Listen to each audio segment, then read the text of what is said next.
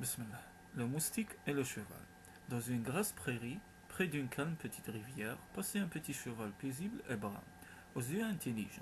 Soudain, quelque part au-dessus de sa tête, vrambit un moustique qui finit par s'installer entre ses deux oreilles, tout en sifflant hargneusement. Tu manges trop, mastodonte, et tu vas avoir une belle indigestion avec toute cette herbe. Le petit cheval se contenta de secouer la tête pour chasser l'ennuyeux moustique. Puis il se remit tranquillement à paître. Mais le persifleur ne le laissa pas en paix. Il se posa sur un arbuste proche et recommença. Oh là là, tu t'imagines que tu m'as chassé, imbécile. Je vais te montrer ça. Mais le petit cheval fit comme si rien n'était. Il arrachait paisiblement l'herbe avec ses dents et ne prêtait aucune attention au moustique. Celui-ci en était ulcéré. Ainsi je ne puis te tirer de réponse, gros estomac. Attends un peu, je vais t'apprendre la politesse. Il s'installa sur le dos du cheval et de toutes ses forces voulut y enfoncer son dard pointu.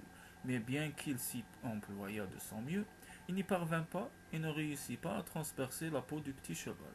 Ce chatouillement déplut néanmoins au cheval qui agita la queue en voyant ainsi promener le moustique sur l'herbe. C'en était trop pour l'insecte. Il déplissa ses ailes froissées et tourbillonna au-dessus de la tête du cheval en hurlant. Ah, c'est comme ça, grossier personnage. Tu ne me fais pas peur. Bien que je sois plus petit que toi, l'homme aussi est plus petit que toi. Il n'empêche que lorsqu'il te fouette, tu n'en mains pas large. Par contre, l'homme a grand peur de moi. Dès que je bourdonne autour de lui, il agite la main et fuit devant moi. Il sait bien que je suis un impitoyable combattant. Le petit cheval leva la tête, jeta un regard en biais à l'importun, et paisiblement se remit à paître. Hors de lui, le moustique se mit à lui siffler dans les oreilles jusqu'à ce que la voix lui manque. Tu veux continuer à m'ignorer, hein? Tu crois que nous, les moustiques, nous ne sommes rien en face de toi, et que tu vas persister à nous mépriser? Nous ne le tolérerons pas. Au nom de tous les moustiques, je te déclare la guerre. Tu l'as voulu, tu l'as. Ne t'énerve pas trop, lâcha finalement le cheval, sans toutefois regarder le moustique. Je vais appeler notre glorieuse armée et nous te piquerons à mort, répliqua l'enragé. Tu ferais mieux de disparaître, minable persifleur, avant que je ne me mette véritablement en colère. Hennit le cheval en penchant de nouveau la tête vers le pâturage. Oh, tu n'aurais pas dû dire une chose pareille. Attends un peu, Bouffi, tu vas voir ce que je te réserve. Un tel affront ne peut se laver que dans le sang, siffla le moustique. Il tourbillonna encore au-dessus du cheval et s'envola pour chercher l'armée des moustiques.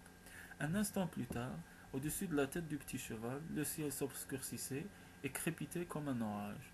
L'escouade intrépide des moustiques soldats se préparait à l'assaut. À l'attaque, camarades, suça l'ennemi sans pitié.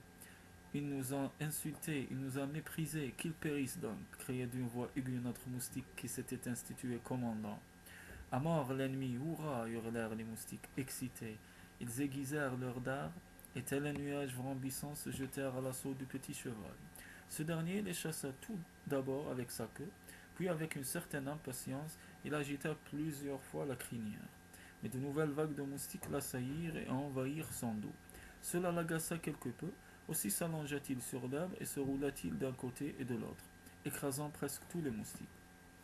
Un seul échappa au désastre. Il défroissa son aile endommagée et, rassemblant ses dernières forces, s'envola vers le commandant qui surveillait le déroulement de la bataille de son lointain arbuste.